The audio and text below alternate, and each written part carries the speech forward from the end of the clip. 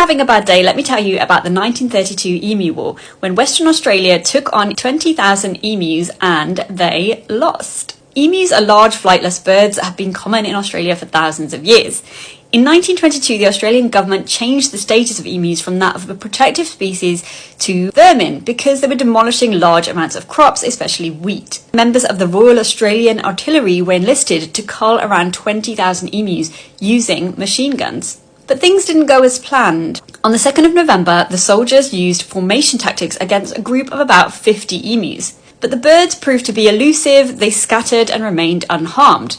The next few days didn't go any better. The soldiers kept trying to set up ambushes, but the emus kept escaping. Also, it turns out that emus have tough hides, so even when they were shot at, it didn't always harm them. In fact, Major Meredith stated, "If we had a military division with the bullet-carrying capacity of these birds, it would face any army in the world.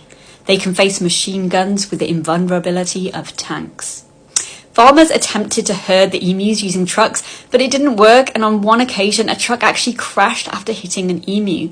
After 3 days of the operation, only about 30 of the targeted emus had been culled. By the 4th day of the operation, army observers noted each pack seems to have its own leader now, a big black-plumed bird which stands 6 feet high and keeps watch while his mates carry out their work of destruction and warns them of our approach.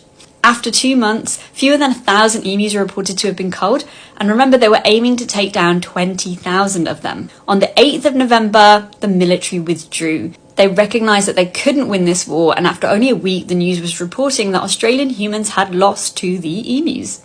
Summarising the culls later, the ornithologist Dominic Cerventi said, "The machine gunner's dreams of point-blank fire into serried masses of emus were soon dissipated.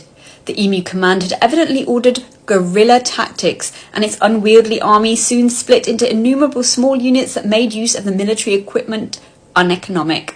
A crestfallen field force therefore withdrew from the combat area after about a month. Emus remain undefeated to this day. Humans nil, emus 1.